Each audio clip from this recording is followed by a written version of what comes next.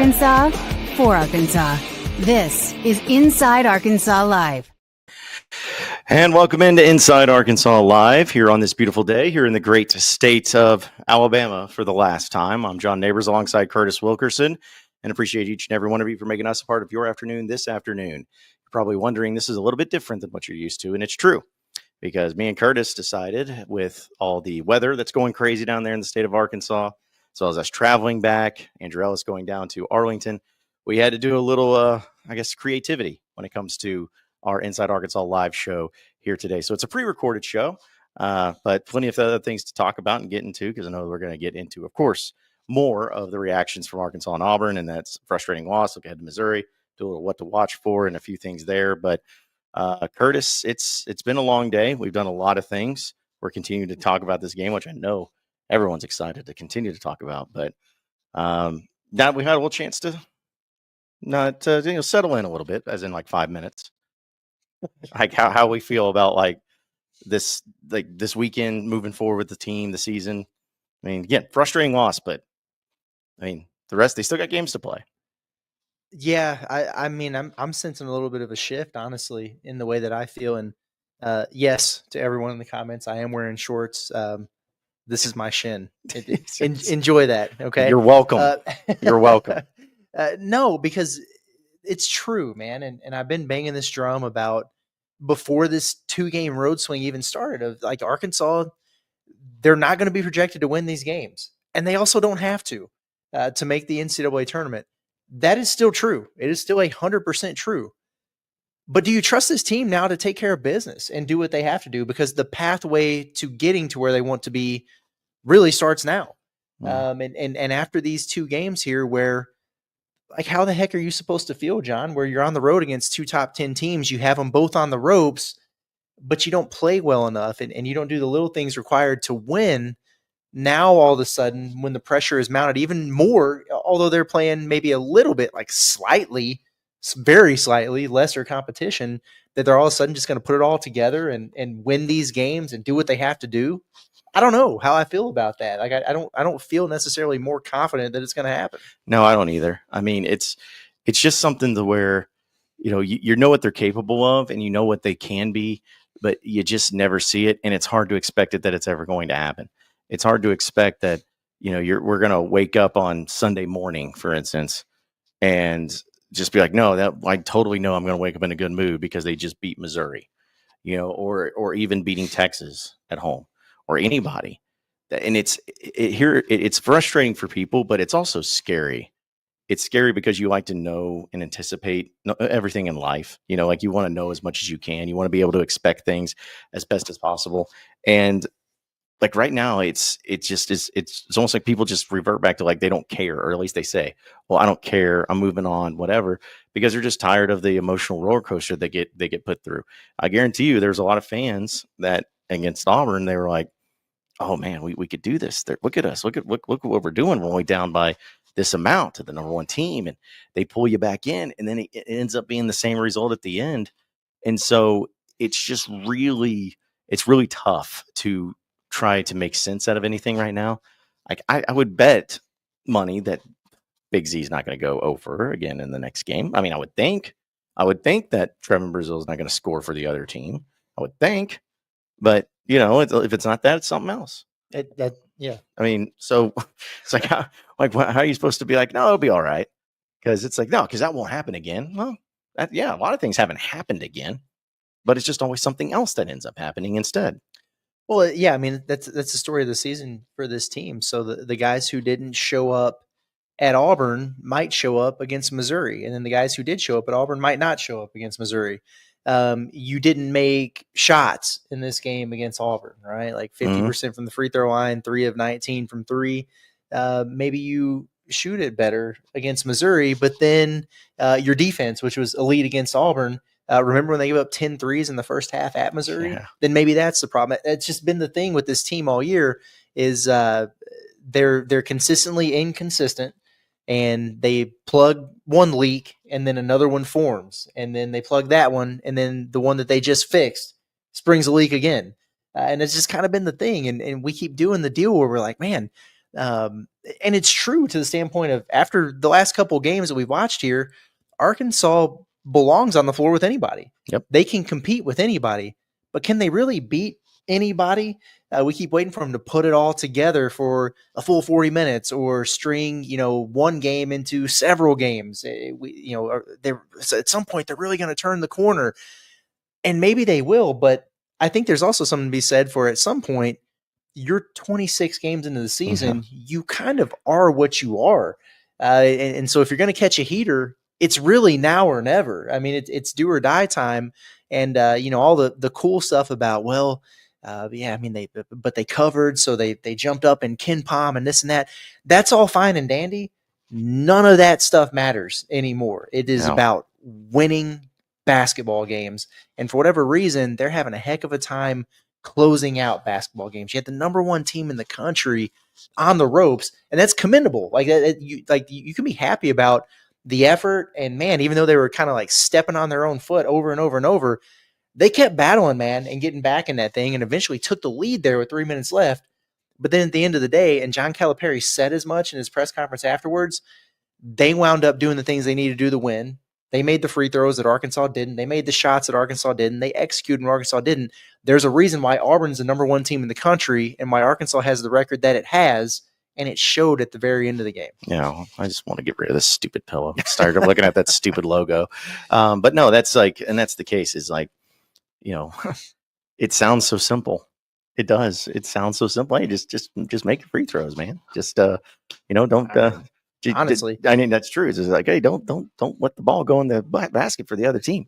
Hey, don't have one of your best offensive threats go over. Like, just all that stuff is like, it sounds so simple, but yet it feels so complicated. It feels like it's just not that, because against A&M it was the turnovers, and Arkansas I think had 11 turnovers, which is about what they average. Yeah. Less than Auburn is what they had, but it's just like, okay, like it wouldn't surprise me at all if on Saturday Arkansas struggles or loses against Missouri. Because why? Well, they fouled too much. Like it's just something else. Or they ended up going out there and they just didn't play defense, and they let somebody go out there and hit and score. What did Missouri have against Bama? Like 100 points, like something more crazy. That, I think, it's like something like that happens. Where it's like Arkansas's defense has been really good here recently, but then against Missouri it somehow doesn't. So it's one thing after another thing, and it's 110. Jeez, yeah, like 110 against Alabama, one of the best teams in the country, the number 3 team in the country, right? 2, 4, for now, top 5, whatever it is. That was big. So again, it's just they're unpredictable in every regard, but it's never unpredictable as in it's unpredictable that they'll win. You know what I'm saying? Like, it's not like, oh, well, the unpredictability still includes some positives. It's like, not really, because you're just losing in different ways. And I would really hate to see what this will look like if Arkansas loses 3 straight, but that's what you're looking at with Missouri being a really good team coming into town. And I just don't know realistically what I can look at and be like, oh no, this is why it'll be fine. This is why it'll be okay. I sense it. There's really no reason to feel that way. And that's not, being negative or anything like that. It's just true. It's like reality. They've given us no reason to feel like things are just all of a sudden going to be okay, or that even if they are on Saturday, then how are you going to feel about the Texas game? Because they're just so up and down, man. I am worried about this Missouri game. I am too. Very worried about it. For whatever reason, Arkansas doesn't play well at home, and they don't shoot well at home. They didn't shoot well at Auburn tonight. Missouri, I think, is the hottest team in the SEC right now, including Auburn. They look good. I mean, they're an absolute wagon right now with the way that they're playing, riding high. They already kicked your butts. And I just wonder, where is Arkansas at mentally right now? Because just a frustrating, narrow loss on the road at Texas A&M. And you got Cal calling these guys out saying, hey, it's not okay. Like, this is not all right. You got to beat somebody. You got to get somebody. I got guys who are fragile right now. And then you go to Auburn and you have them on the ropes and you do the exact same thing where you're doing them favors when they don't need it down the stretch of a game, and you lose another close one. I feel pretty deflated after that, even though you could spin it and say, oh, well, I'm encouraged because they hung with you. Oh, good. but you lost both the games. And Cal's right. It's not okay. And so like you're just do or die. Like I feel like the pressure is ratcheted up at a time where you wonder where the team is at from just a mental, standpoint there. And then you're playing a Missouri team that's just an absolute freaking wagon. I think the recipe's ripe for a letdown for Arkansas. I'm worried that they're going to kind of get their ass kicked in this Missouri game. I'm going to be very, very interested to see how they respond to this and what they look like coming out of the gates, because it's a big one. And where we talk about like, this could be a good letdown spot for Auburn, turns out that it was in this game. This is kind of a letdown spot for Arkansas. Yep. And you could do the thing like, Missouri's flying high and maybe they'll be overlooking Arkansas. I don't know how I'm feeling about this one, if I'm being honest, man. I'm not feeling good. I'm not feeling good at all. But they're unpredictable, as we said. So maybe it'll be different. But we did have a chance to hear a little bit from Cal last night, and hearing from source, and his Cal-isms and everything. But here's what he had to say in his opening statements of the Arkansas loss to Auburn. Here, we're up with 3 minutes to go, and they're the number one team in the country. We kind of quieted the crowd a little bit, but that's why they're the number one team, and that's why we have the record we have.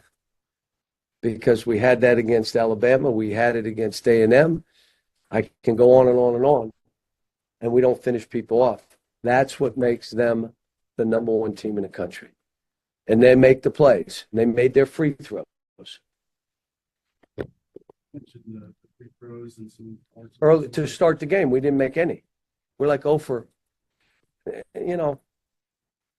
There's some things, again, miss a rebound, tip it in for them because you're going after it with one hand, turn it over down the other end. I can remember a guy, he was supposed to post the ball. He drove it, they steal, they dunk down the other end.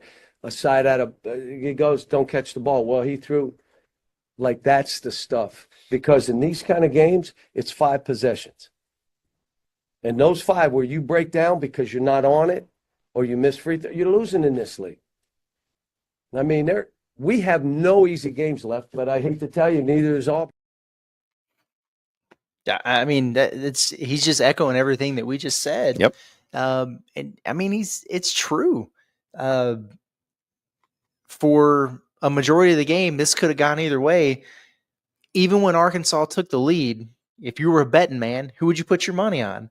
The team that has proven over the course of the last several months that they're number one team in the country, or the team that has proven that they can't close people out, which is exactly what the head coach just said. He knows it, and he's right. Like in games like this, it can come down to like 5 possessions. And there were probably, 5 that Auburn executed and got what they needed to get. Arkansas takes the lead. How did Auburn respond? Chad Baker-Mazara, bucket. Get a stop. Janai Broome, putback, bucket. Lead right away. And then what does Arkansas do? They call timeout. They draw up a play for the guy who's enough bricks to build a house, and he bricks another one. Right?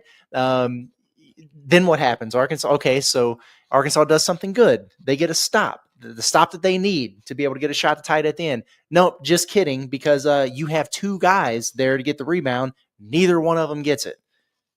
I mean, seriously, you fight back. You go on a 6-0 run. You tie the basketball game.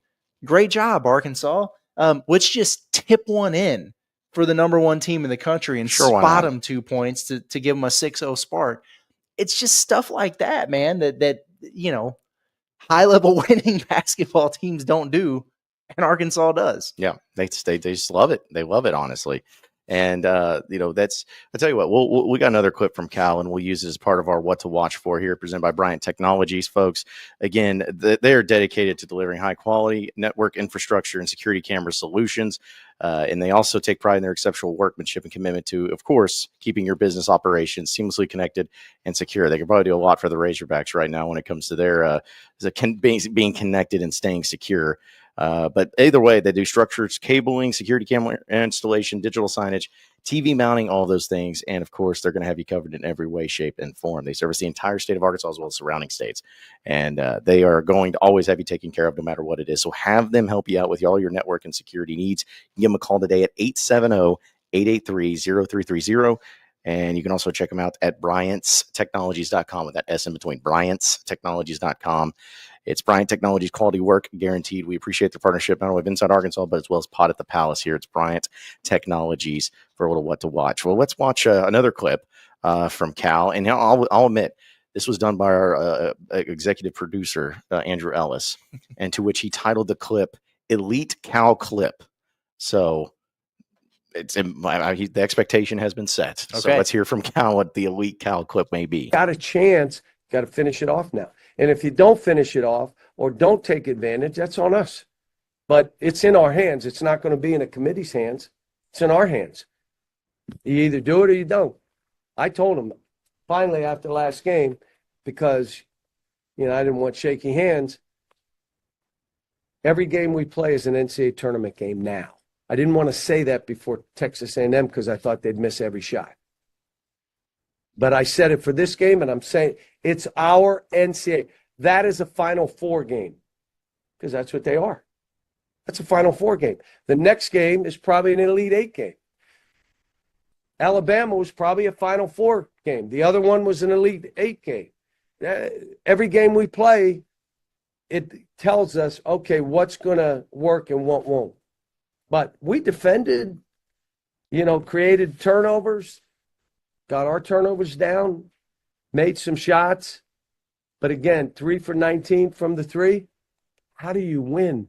How do you beat the number one team? You shot 3 for 19 from the three. We had a chance to win. Did you hear what I just said? 3 for 19. What if we went 8 for 19? And I'm going to ask you, how many of those were wide open?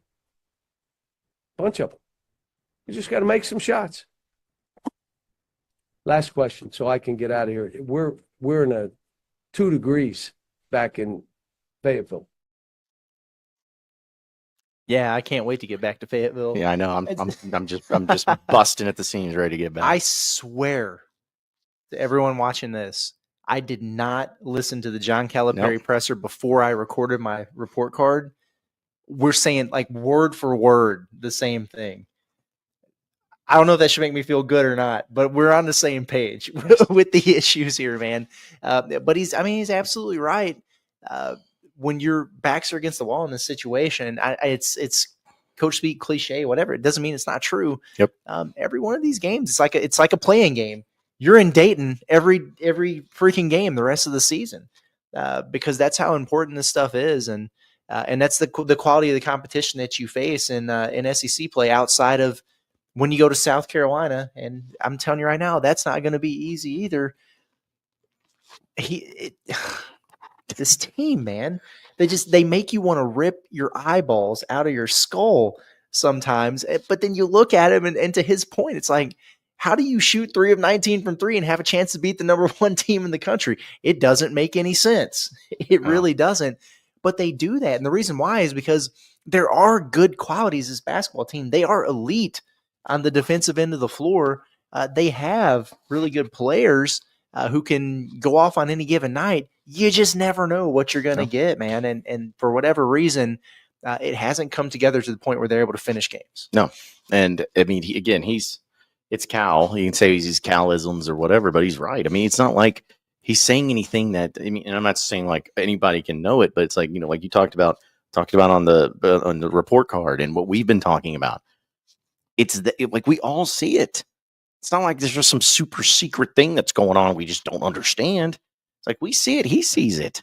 It's like you just don't make shots, and you can't win games that way. And you can't beat the number one team in the country on the road there. But you got to have the mentality that you are facing a lot of quality teams, and you're going to face quality teams when you get to the tournament, because that's another thing. If they make it to the tournament, we think they will, but if they make it to the tournament, you don't think they're going to face teams as good as what they faced against A&M or for Auburn. And then I'm talking about like in the first round. Like you're going to face teams that are going to be really good. And, you got to find, that's why he's saying you got to find ways to finish those games, because he's a guy who's won a national championship. He's been to 6 Final Fours, whatever it is. He knows that those are the types of games you're going to be in, and you got to find ways to win. And Cal and anybody, the last thing they want to do is suddenly you're in a position, you're in Elite Eight. You found a way to get to the Elite Eight, and you're in an exact identical game against an exactly identical type of team and caliber of a team. and you can't close out because you don't know how, and you do the same stuff that you did against Auburn to lose that game. And that's what's going to keep you from being that great team, and that's what's going to keep you from a Final Four championship, whatever it is. Like, that's just not a world that Cal or anybody wants to live in, is that they get to the tournament and they have a chance to do something special, but they can't because they just don't know how. If he doesn't spend $6 million on shooters Dude, in this offseason, I'm going to lose my mind, because I really think that just the fundamental issue here is that these dudes just can't shoot. They can't make open shots. They can't make contested shots. They don't have knockdown guys. They don't have tough shot makers like Auburn did. And some of these teams, like Auburn, this is a good example. Auburn, they didn't play well tonight. Nope. There are a lot of things they knew. They made some really silly turnovers. They had some defensive breakdowns. They weren't getting good shots, but they made some tough ones, man, and it masked some of that crap. Alabama does that. Missouri does that. Yeah. Kentucky does that. Teams who just make shots. They have shot makers. The turnovers, the lack of execution, the defensive lapses, that stuff is just amplified tenfold with Arkansas, because like the smallest things, if you're not locked in on the finest of details, and if you don't capitalize on every mistake of the other team, it just shows, because you're not able to do it because you can't make shots. Mm-hmm. And it sounds what a roster build. I know it sounds so basic. It just sounds, but that's the truth of it all. And you almost feel like you're that kid that nobody, like, that you're still, you get some decent grades, but you don't get any of the awards because you're different, and you're kind of like, yeah, but whatever you're doing over there in the corner is weird. We don't want to hang out with you, like, because everybody else all these other good teams are having great offensive success. They have shooters. Alabama, we mentioned how Missouri scored 110, which obviously they're doing good. Alabama still scored what, 90 something on 98. So like, and we know what Kentucky can do. We know what Auburn can do. Like, all these teams that are just offensively capable it's just amazing what you can overcome and what you can do if you just have great shooting. And I don't know when the last time Arkansas had great shooters. Maybe it was like the Daryl Macon, Dusty Hannah's year. I mean, it might Mason Jones, Isaiah Joe. And, I think back, and so we'll just use that Mason Jones, Isaiah Joe example. I think back to that team wasn't great. I mean, they won 20 games, I think. And as much as Muss would like to say they were not going to be in the tournament, but they could have made some noise for a few more games in the SEC tournament if COVID didn't cancel it. But the point was, the reason that team won 20 games was not because of elite level defense or anything. It was because they had guys like a Mason Jones and Isaiah Joe that could just shoot. And if things were bad, or if you were going up against a team that you could not rebound because you had no size, whatever it is, the shooting made up for all of it. Mm-hmm. It made up for all of it. And I just feel like it's been 80 years since Arkansas had a team that can shoot, and they just don't have it. And there's a game like tonight, or a game against A&M, or so many games this year, they just had one, maybe two guys you could just count on to be straight shooters. You win, but you have nobody. No one, not one of all this roster, not one guy you can count on. I'll take an Anthon Bell right now. Right now, I take an Anthon Bell. It's I couldn't imagine being on this staff and just there's no secrets to the way that you have to recruit in the portal. Mm. Like it doesn't matter. Big, small, short, tall. If you can shoot, you can be on this team. That's right. If you can't, then you're not going to be on it. Yeah. I mean, it's unbelievable. Sauces told me by the Arkansas bench that when Z was on his run of just brick after brick after brick in the second half, and then Nelly missed one of his threes, that Cal turned around in frustration, kind of threw his fist, just like, just said, if they just make one effing shot. Does that not speak volumes? Yeah. I mean, my goodness. Not making their open shots, not making a few of their shots. One. Just making one of their shots. And, I know we've been, harping on it, but it's like the thing with Big Z still blows my mind. 0 for 10. Go for 10. 0 for 9 from 3. You can't. What? Like, I made the joke. It's like I could have shot 10 half-court shots, and I feel like I would have made one. Like, it's like, and he's been so good, like at times. Like When he's doing like the contested step back, falling out of bounds, corner threes, and like, making those. Yeah. He's got like clean looks in this one, Well, man. and I was sitting next to an Auburn media member there at the game, and I think it was number 7 that Z missed when he leaned over to me, and he's like, "Why does this guy keep shooting threes?" I'm like, "Well, actually, because he's Arkansas's best 3-point shooter." He goes, "Really? What's he shooting?" I was like, 43, 44% on the field. He's like, "From 3?" It's like, "Yeah." It's like, "How many is he taking?" I was like, "Actually, quite a bit, about close to 100." He was like floored. He's like, "How this does not look like a 44% 3-point shooter." It's like, I agree, because he didn't make one. So that's the thing, is even the guy that's making, that's good enough to get you a preseason. That's good enough to get you like all SEC shooting, whatever. Like if there was ever an award, but like you can't make just one game, one basket. And, I don't know what it's going to take. I don't know if it's the way they practice. I don't know if it's a curse. I don't know. I'll tell you what it's going to take. $6 million in NIL. Yes. You just got to get guys who are just bona fide shooters. When they hit the portal, when Kobe Brea hits the portal, you freaking get him. Mm-hmm. You just go get him. Mm-hmm. And you also have to just understand, to your point, like the Arkansas curse. Yeah. And the curse of Bud Walton Arena and the NOAA shooting system. Mm-hmm. So if a guy made 100 threes and he shot 50% from 3, then know that it's going to drop down to 50 made threes and 33% for Arkansas. But I'll take that. Like there's just going to be a massive drop off for what anyone's done in their career when they put on a Razorback uniform from a 3-point shooting perspective. That's just the way it is, and we have to accept that. So you have to get the elite of the elite. That way, when they get here, they're good. Like they're serviceable. This is the only time I'm ever going to say and make a comment like this. I'm not trying to be insulting, I'm being honest. Maybe find out what Mike Anderson was doing with his shooting. Because say what you want, but like Mike Anderson, there was a year where Mardrakus Wade hit like 45% of his threes. There's a year Anthon Bell hit 45%, and Anthon Bell took 200 threes and hit 40+% of them. You think about, he's the one that got Mason Jones and Isaiah Joe. Like he was the one that kind of got them on campus and everything. Dusty Hannas, Daryl Macon, whatever Mike Anderson did, maybe follow suit in that, because again, that's the only time I'll say it. And I love Mike Anderson, but obviously there's another level that you need to be at.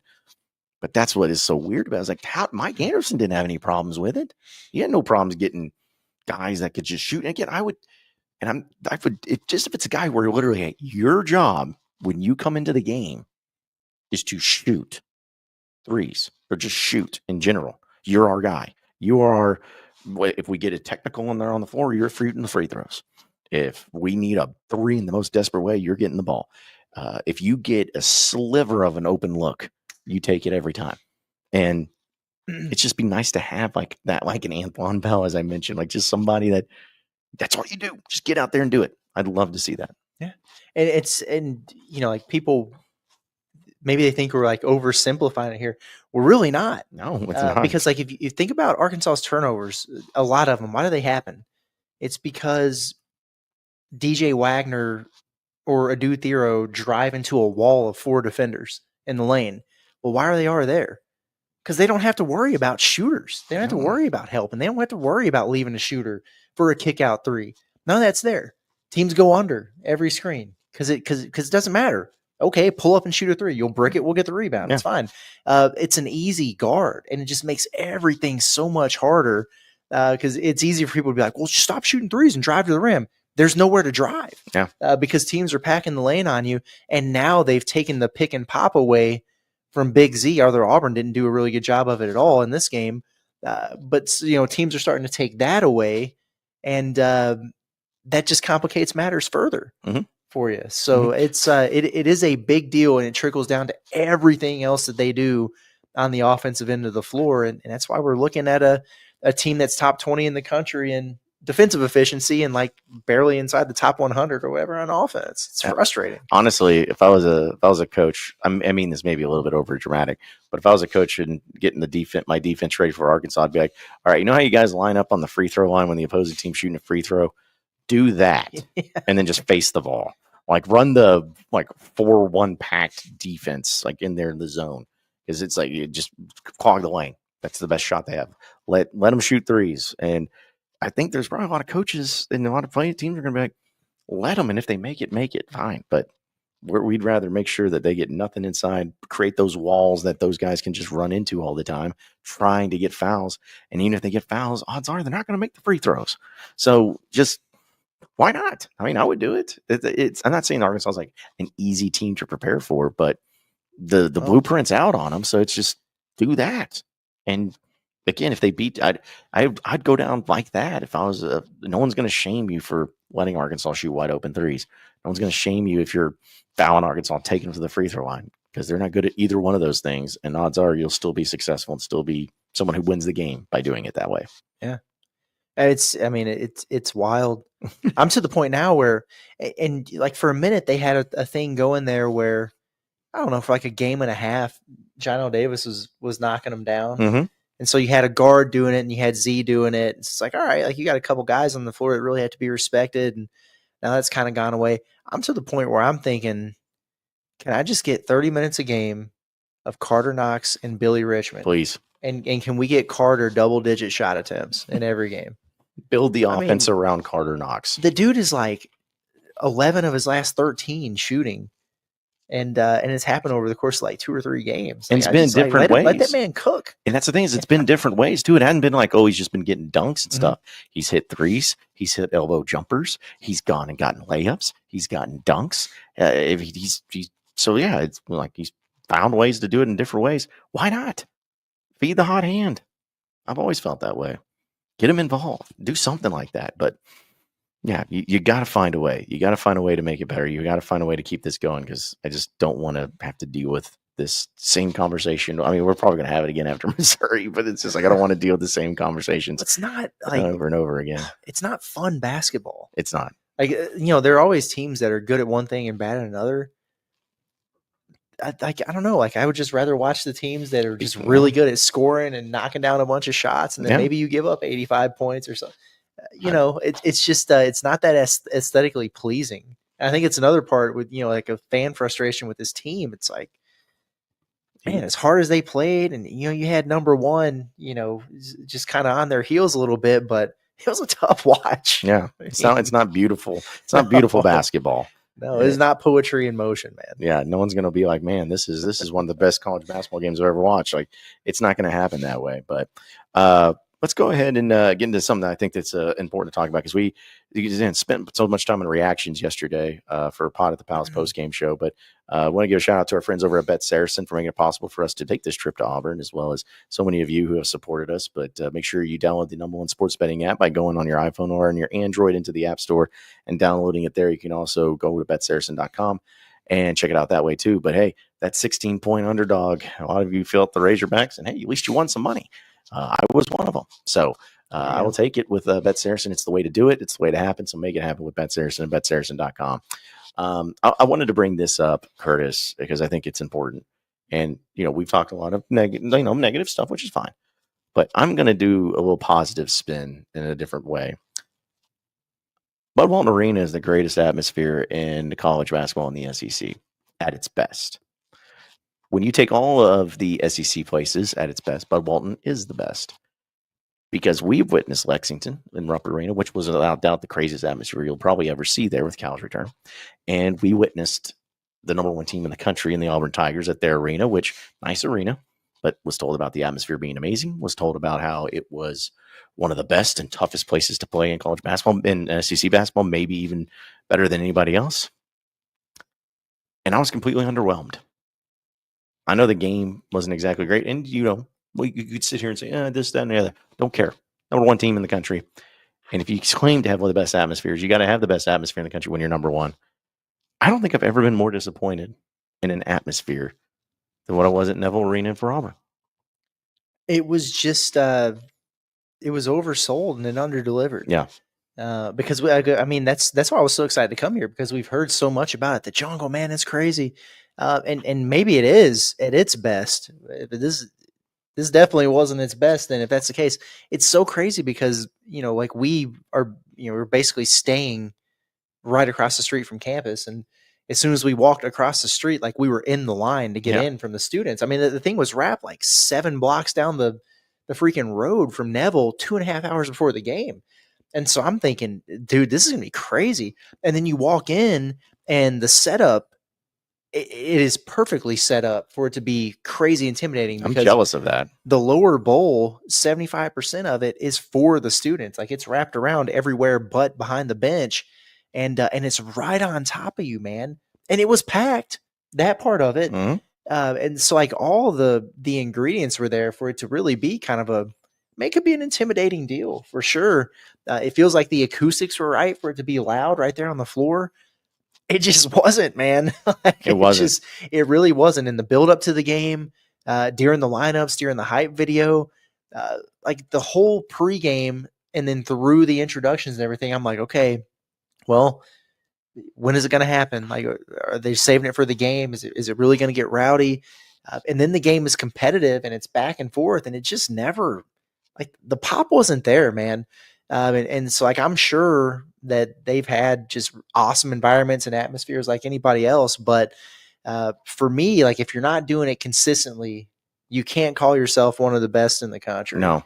And so maybe at your very best, it's a great deal. Well, can't everybody say that? Mhm. You know, I will say that now that we've done the Jungle, we've done Rupp, we've been to Baylor, Yep. one of their home games. Like I've been to Missouri, we've been to all these places, and like Bud Walton, no, of course it's not at its best right now. The team's not at its best either.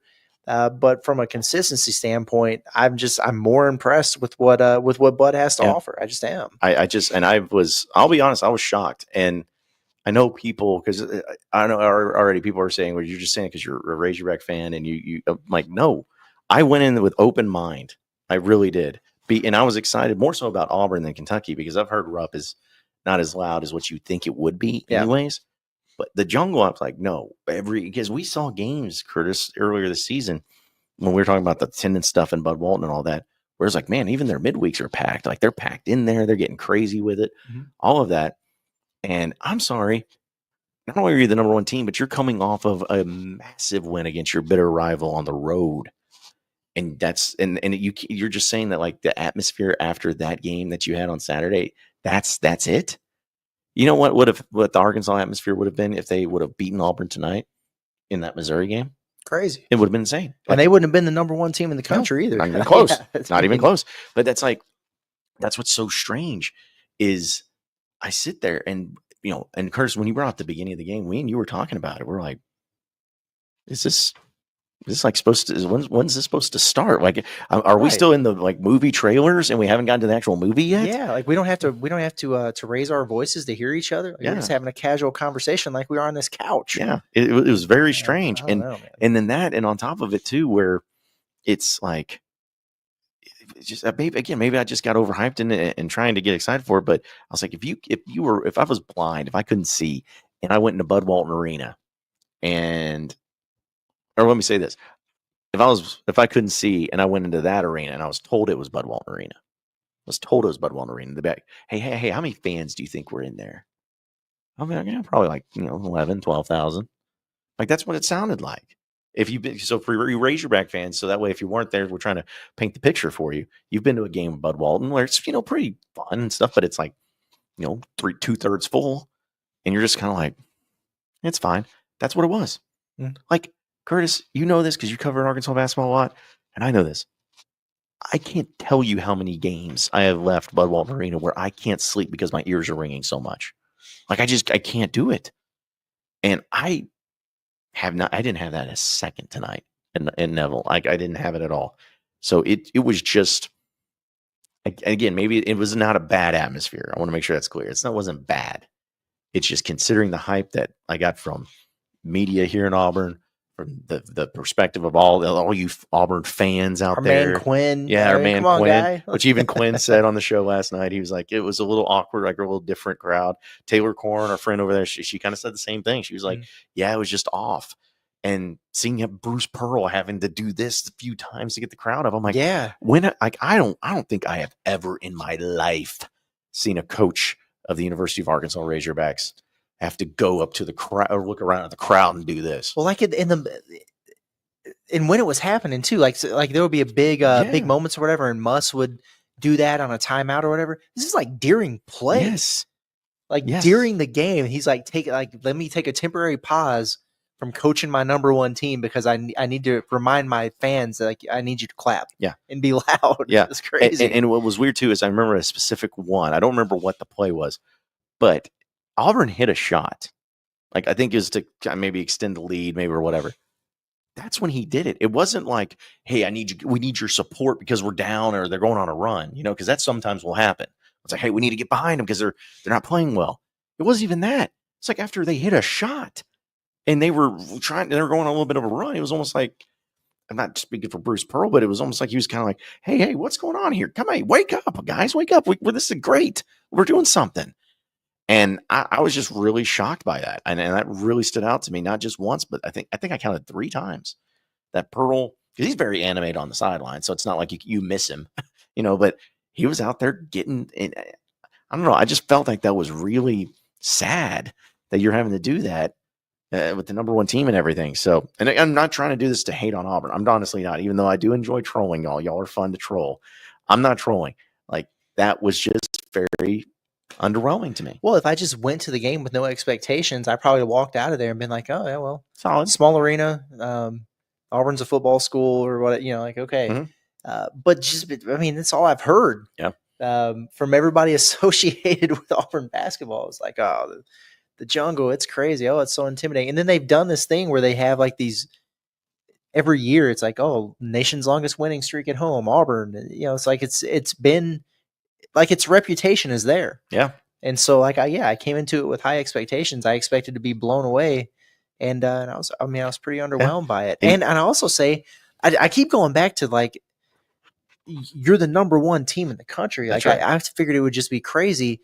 I think back to a couple years ago, we talked plenty about Bud this year. Mm-hmm. But like Arkansas was not the number one team in the country, and they were like fighting to get back ranked and everything.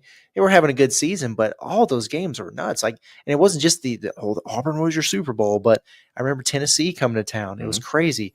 Mississippi State, Texas A&M, Kentucky, like those teams, and some of them are midweeks or whatever. And it was absolutely freaking nuts in there.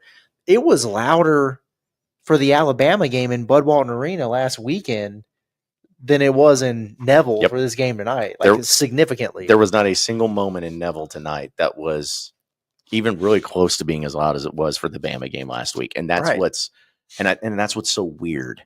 I'm not saying it in a like arrogant, cocky, in your face way, Auburn fans. I'm just saying it's weird to me that something gets so much hype. We walk away and we're like, what the crap? And it just, once again, and this is where I think for me it comes into play. I can't and I won't take for granted Bud Walton Arena at its best. Well, yeah, it's not been great this year. We've had our issues. We've talked about them ad nauseum. But you just can't take it for granted to where there was a time where I was wavering on this, but I have no doubts. Bud Walton Arena is the best atmosphere in college basketball in the SEC. Again, we're taking everything at its best. If you were to get all 16 arenas at their best, Bud Walton Arena is the best of all of them. And I don't need to go to all the other ones because we went to the ones that have been told. I want to see Tennessee. Yeah, Tennessee would be interesting because I've heard good things about that. Maybe that's something I think it's try. Big too. Yeah, it's like 23,000, 24,000, something like that. So maybe so. And that would be the only other one I'd even give it to. But considering we went to Rupp and considering we went to the jungle with the number one team and everything, give me Bud Walton Arena. And I think it's a credit to the fans and everything, but give me Bud Walton Arena over that. I was very disappointed. Everything else was nice. So the facility was great. You said the setup was. I mean, the setup was awesome. That's the setup was crazy. I couldn't imagine having that type of thing. It was well laid out. The media's areas was nice. Everything was cool about it. Everything about the facility and everything surrounding it was awesome, except for that one part of the atmosphere. So, but yeah, I don't know. I was just thinking it was something that for you Razorback fans to make you feel just a little bit better. Hey, you even though Bud Walton Arena's hurting right now, they've got a broken leg. They can't walk very well, but hey, when they get back on their feet, they're gonna still be the best. Get your asses in there Saturday Please. for the Mizzou game, please. Yeah. Hey, listen, if I get any tickets, I'll be sure to try to hand them out as much as I can, folks. But I know the weather's been crappy in Arkansas, but yeah, get there for the game. It's Missouri. You don't want to get swept by Missouri in football and basketball, especially. And they're a good team, dude. Like Kurt said, they're playing as good as anybody in the SEC, maybe in the country right now. So if you get that win, man, you feel so good about your tournament chances. Yeah. But you got to get the win, and the fans need there to be. What time is the game at? Do we know? It's a late game as well. It's a night game. All of them are late. I legitimately think after the only game that's not past 7 o'clock left on the schedule is the the Mississippi State game at 11 a.m. on that Saturday. So I'm sure it's a late game. I'm sure it'll be stupid. And we got that Niner with Vanderbilt coming up. So. God, I'm so glad that we're not going to that one and it's not home. No. Like if there's a silver lining in that, yeah, let's get a 9 p.m. action of Arkansas and Vanderbilt. I'm sure that's a game that's set up to get weird. Well, SEC action after dark. Yep. It's set up to get no weird. Sense at all. Nope. None of it will ever make sense. So let's go ahead and jump into your SEC update presented by Razorback. Go to razorback.com, use promo code HOGSBY20, and you'll get 20% off your first purchase. I'm decked out in my Razorback, which, by the way, shout out to them and some of their great athleisure clothing as well as everything that they have to offer. But you can check them out today at razorback.com. So a few scores of note when it comes to the SEC. As we already mentioned a little bit from the Alabama and Missouri game. Good grief. If you like offense, that was right up your alley. But what transpired there, okay, see, I was wondering what I did wrong here. I was looking up the women. Whoops.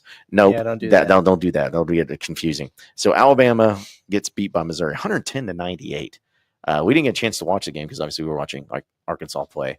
But it makes me wonder if that game was similar to like the Arkansas-Kentucky game from a year ago when it was just both teams scored like 100 points. Defense was optional type of thing. Missouri got out to a 12-0 start. It's a good start. I saw, yeah. And then I think they had 59 at halftime. Yeah, they did 59 points. I mean, my goodness, that's dude. stupid. Like that's so dumb. How? Yeah, I make shots. Yeah. Oh, what is that? They make shots. What are those things called? what does that look like? But yeah, I don't know if you had a chance to look at the box score, Curtis, to this, but Mark Sears had 35 points in this game. He went 12 of 20 from the field, 5 of 11 from 3-point land. Took an L. Yeah, he did take an L. Phylon had 14. Dubate, is that how you say his name? Whatever it is. Yeah, Dubate. Yeah, Dubate had 13. Holloway had 11. But here's the thing for Missouri. This dude, Mark Mitchell, 31 points on 11 of 15 from the field. And it was probably all at the rim. It was. He was 1 of 3 from 3. So there you go. He had 31 points. He had 25 from Grill of Missouri. He played 32 minutes off the bench, 25 points, 6 of 13 for him. And then you also had Robinson with 14, Bates with 13, Perkins with 10. But still, yeah, completely and totally optional. Missouri shot 60% from the field. Goodness gracious, man. Yeah. Please don't do that on Saturday, Missouri. Hope you got it out of your system. That would be really unfortunate.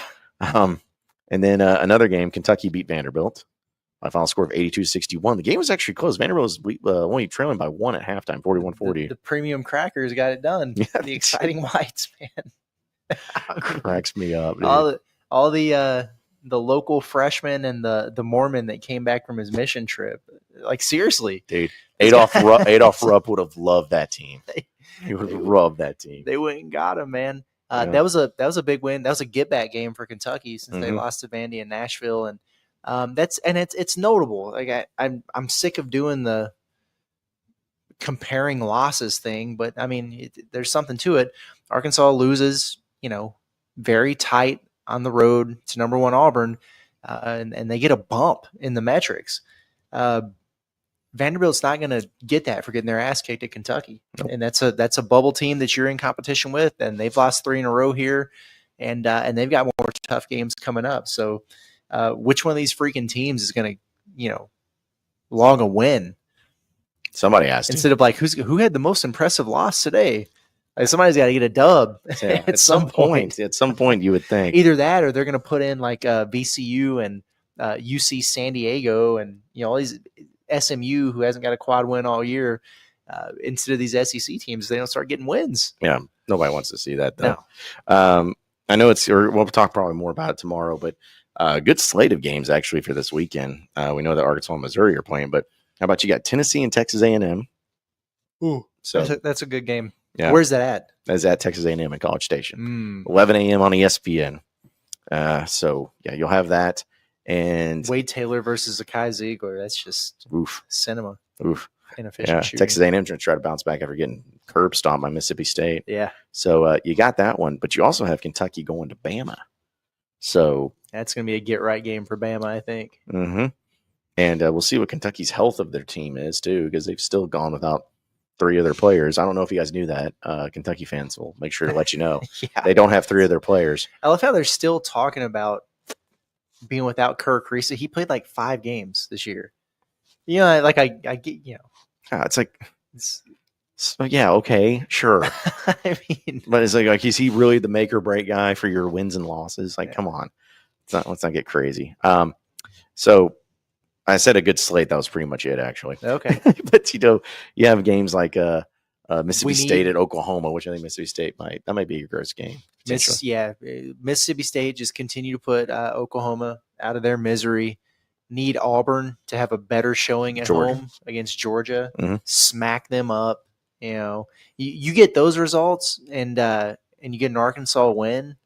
You start feeling pretty good about things. What are Vanderbilt and Texas's situation? Vanderbilt plays Ole Miss at home. Okay.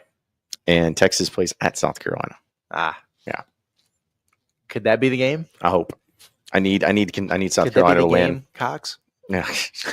I need South Carolina to win that one. Cox, don't let me down, Cox. Come on now. This is your shot. Yeah. Please take care of business in that. Best opportunity they're going to have outside of Arkansas, honestly. For real. After they got punked by LSU. Yeah. Because what did they go 12-6 last year? Is that what South Carolina went? Maybe better than that even, but yeah, they were really good. Just an absolute crazy turnaround for them, and not in the good way, but flaccid. Mm-hmm. Jesus, man, you can tell it's like 2 a.m. Yeah, well, we're rolling. But yeah, so yeah, still trying to figure some things out when it comes to how the slate is going to be for the SEC and how like they're still like I don't know. I still can't wait to see how this conference plays out. I know we still pretty much know who the teams are good and who's not good and all of that, but I'm ready to see all that. I'm ready to see how it all is going to play out in the best of ways too. So we will see. I'm trying to pull up the standings for the conference currently. Don't do that. Yeah, just people are going to get mad because I'm going to get mad because I'm going to see the 2 teams Arkansas lost to being below them. And everything, but now I think they're in the standings. I think they're 12. That's fair. I think you're 4-9. Ahead of South Carolina, ahead of LSU, ahead of Oklahoma, and I believe ahead of Georgia. Okay, and then a game behind Texas. And Vanderbilt now. Yeah, I think Vandy's got 5 wins in the league. That sounds right. Oh, yeah, that sounds right. We just got a few minutes before we're going to roll out of here, folks. Again, appreciate your patience with us and you sticking with us because, again, it's been crazy schedule-wise with all the stuff going on. So we're trying to make it as best as we can for you while also making sure we get home safe and sound and all of that. But a few things, though, real quick. I want to give a shout-out to, of course, everybody in our sponsorships that's been able to make it possible for us to come out here. We mentioned a few of them, but shout out to Alumni Hall as well. Always appreciate their support and everything, and best Razorback apparel shop known to man. So be sure to shop them online at insidearkansas.com/alumni hall. Visit them at 3417 North College Avenue. If you want to come and see us, though, it's our next remote show, actually, is going to be at Alumni Hall on March 7th before the Mississippi State game. Woo-hoo. So that'll be a lot of fun. Big game. Yep. And also another thing, too, folks, we always get asked, hey, where's the pregame? You guys got a pregame spot? Well, actually, me and Curtis are going to be hanging out at a pregame spot. We're not going to be doing any content or anything, maybe. But we are going to be hanging out. El Mezcal is a new Mexican restaurant right there off the square, right there it's on Center Street. Just now opening up. They're doing National Margarita Day on Saturday. And before the Missouri game, me and Curtis are going to go check it out. So we encourage all of y'all to come. If you need a good spot to get nice and feeling good before Arkansas totally wins that game against Missouri. Lathered up, as Yeah. Sam Pittman would say. Lathered up in margaritas, best margaritas, and they're fantastic margaritas there. So looking forward to it. It's a really cool spot. A lot of Razorback fans there, and they're going to be there, and they're just opening up, and they're really getting it going. So we're going to be hanging out there. So if you want to come hang out with us pregame, love to have you. Great Mexican food and margaritas. So come check it out there too. But I also wanted to say this real quick before we get out of here and go on a little rant. I'm coming for you, United Airlines. I waited for this, and I'll probably not. This won't be the last time I talk about it. But those of you who know, I've been going through my luggage gate, and after the trip to Kentucky and Lexington, on my way back, my luggage never showed up, and it had all my podcast equipment, had everything that I had, microphones, headsets, roadcasters, also my best clothes, so many things. Just the luggage is lost. It's gone. I got Cables, SD cards, everything. I mean, everything. And it's about $5,000 worth of equipment and clothes and everything in that bag. And so I ended up, having to just kind of wait on. Hopefully they find it. And they never did. I filed a claim, provided receipts for every single thing that I have in that thing. And again, totaled about $5,000. And I got an email back from United, and they said, "Hey, we're sorry this happened to you. We processed your claim. Here's $1,200. And they listed out the things that wasn't covered, which was pretty much every single piece of my podcast equipment that was not covered. And they had a little link that I clicked on because they said, "Hey, this is the reason why." And they have a policy of about 86 different things that they're not responsible for. And one of those things happened to be audio and video equipment and cameras, as well as pretty much anything that's not clothing or toothpaste. They'll cover those things, maybe. Everything else, nope, not at all. And so I have declared war on the United Airlines and their luggage because that's totally unacceptable. It pisses me off beyond belief because, I've talked so much about the fact that I pay an airline to fly. I pay an airline to take my bag because they won't let me carry it on. They wouldn't let me carry it on. So I pay them to carry my bag, regardless of what is in it, doesn't matter. And they lose it. Not that I did something wrong or I didn't, or, they lost it completely. And their response is, "Hey, we're actually not responsible for this." Why? Why are you not responsible for everything that's in that bag? You should be. And the fact that you think that's okay to just send an email from, some of these, like some other country from something, it's like, this person processed it. And they're like, it's fine. It's cool. It's going to be okay. No, it's not. It's not okay. It's completely and totally unacceptable. And but first off, I'm never going to fly you again anyways. Like I will get on. That's what I told Curtis. If I ever have to go overseas, I'm getting on a boat. Because before I fly United Airlines, I'll be on the Titanic going across. I don't care if it sinks. I'll get a lifeboat. It doesn't matter. I'm going to do that.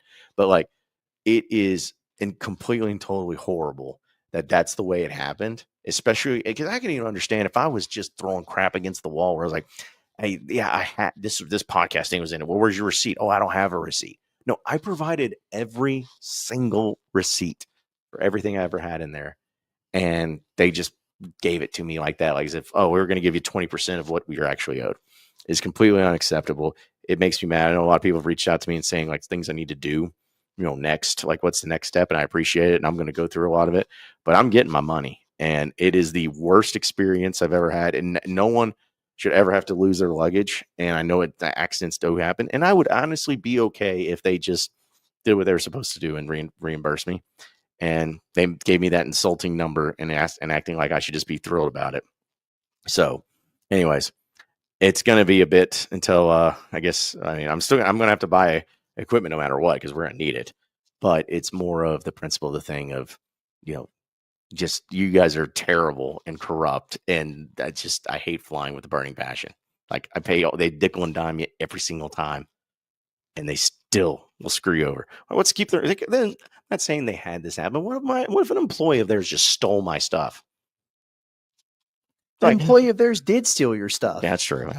I mean, that's very much what happened. Bags just don't disappear in that little ass airport in Lexington. I mean, that's what I'm thinking. It's either one of two things, and I'm going to call the Lexington airport myself, which I should have already done. But every time that I actually try to, though, They never got to anybody. But I'm like, only one of two things happens. An employee stole it, or United just tried to call them and never got an answer and then just kind of gave up and just said, it's lost. Because it is a big, bright red bag. And as you said, Chris, there's not a whole lot of flights going out of there. It didn't make it to Chicago. It's in Lexington. And, it's probably at, Homer's pawn shop down there down the road or whatever is where all my stuff Hanging is on the at. wall at KSR. Yeah. Just be like this clown. And he's like, hey, we got all this stuff now. So we're really impressed with those headsets. Yeah, they did like them. That's the problem. And that's the thing that sucks because it's like the stuff, it's not just stuff that, I just here bought for the business. Like, no, that was my stuff that I had before we even got into this. Like, all that stuff was stuff I built over time, and it's high quality stuff because I want to have high quality products. And that's what way we want to have. That's why when we go on the road, we have those headsets because people are complimenting them. They're expensive because we want it to be good. And so for them to do that is just awful. It's terrible. I hate you, United. And I'm not done with this. I'm going to make sure I get all my money one way or the other. So that's the update because I know everyone wants to know, hey, no luggage, John? Air tags, John? Yeah. It's a war, and I'm taking it to it. Apparently, Barstool Big Cat had something happen. People kept tagging in him. But anyways, it doesn't matter. I just wanted to go on that rant, let everybody know I'm pissed. And I will have my vengeance in this life or the next. I think Maximus Decimus Meridius said that in Gladiator. It sounded a lot cooler when he said it, but I just wanted it to sound cool. So, anyways, I don't know what I'm supposed to add. No, nothing. Okay. No, I just need you to sit there and listen. Like, at least I had somebody to listen to this rant that I had. It's going to give us something to talk about on this drive back. Oh, it is. Yeah, it's like, I'm never going to be done ranting about it. So, but yeah, hey, listen, folks. Again, we appreciate each and every one of you. That does it for us. I know it's unorthodox and kind of crazy, and you're probably like, these guys look miserably tired because we are. But hey, we're doing it for you. We're doing it for the content, and we're going to make it on our way back. And we hopefully stay safe, just like you need to stay safe out there on the roads in Arkansas. So appreciate everybody listening and watching in to Inside Arkansas. Be sure to subscribe to us and Inside Arkansas on YouTube. Be sure to check us out on all of our podcasts, wherever podcasts are found, whether it's Inside Arkansas Live, Pod at the Palace, or even Bombastic Podcast. Be sure to check it out on Andrew because he's going to be down there in Arlington covering all things Razorback baseball. Do it that way. And check out our website, InsideArkansas.com, for all the latest and greatest up-to-date information for all things Razorback. So for Curtis Wilkerson, I'm John Neighbors. Same sports show, same sports channel tomorrow afternoon. Have a great rest of your day, everybody. We'll see.